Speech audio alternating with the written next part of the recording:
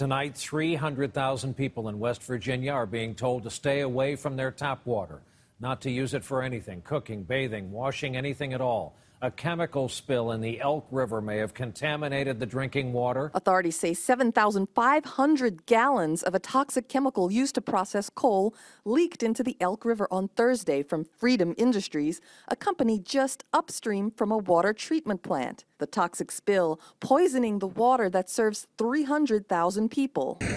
Crowds filled stores in West Virginia Thursday night, stocking up on everything from water to ice.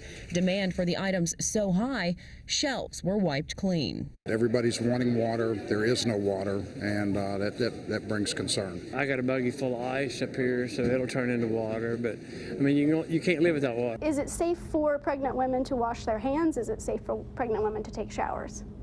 And they didn't really specify. They just said drinking. Now it's utter chaos. Eyes burning. It's a zoo in here, isn't it? It's a zoo. If I can't take a shower, it's going to be ugly. The smell was so strong that we had to actually cover our faces up.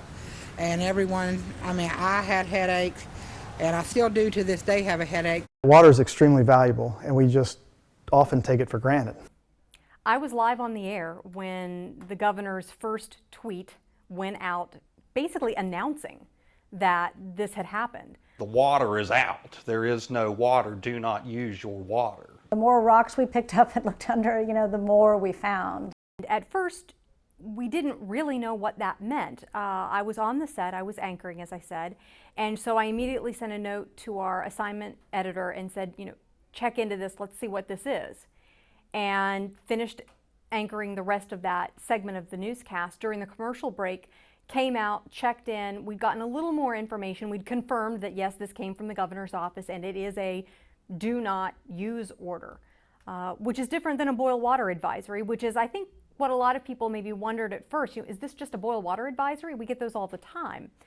And it quickly became clear this was not a boil water advisory. In Charleston, I got a sense of uneasiness, to begin with, because most people understood that it was going to be a while before this really had any sort of conclusion. I was lucky. I had water.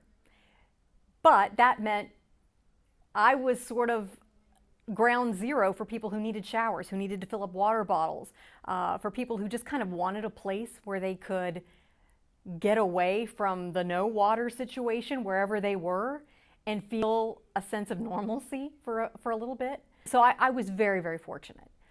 But our staff, our reporters, their families, many of them, I think nearly all of them, they lived in apartments and in homes where they didn't have water either. So this was a story that they were covering, but they were also experiencing firsthand. There was a guy and his wife, and they looked like they might have been, late 50s, early 60s, who had loaded up the back of their truck with cases of water from Walmart, and they were going down the road handing them out to people. And it turned out that they were from Braxton County, and they had heard about the problem and they just wanted to come and help. And their charm was everything you would expect from a West Virginian. It was kind of this expectation. We saw someone ask them why they were handing out the water, and the guy looked at him and said, "Well, hadn't you heard? It's emergency." When we don't have water, it creates a serious situation, and not one that's just, environmentalists care about it. Everybody cares about it. Citizens care about it. Businesses care about it. It's wildly important to us, and we see it when we realize it when it's gone or when it's not available to us. That was the first thing that the chemical spill told us. I think we all were in a bit of disbelief when Gary Southern, someone handed him a bottle of water during that first news conference outside the Freedom Industries headquarters, and he took a swig of water from this bottle. I think we couldn't quite believe that he'd made that kind of a blunder in the midst of all of this, and it really set the tone.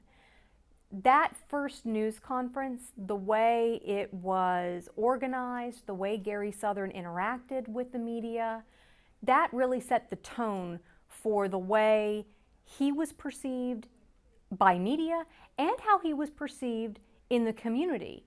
because people were watching that coverage live. It was unfiltered. I mean, it was the news conference. It was happening on the air for people to see, and online we were streaming it.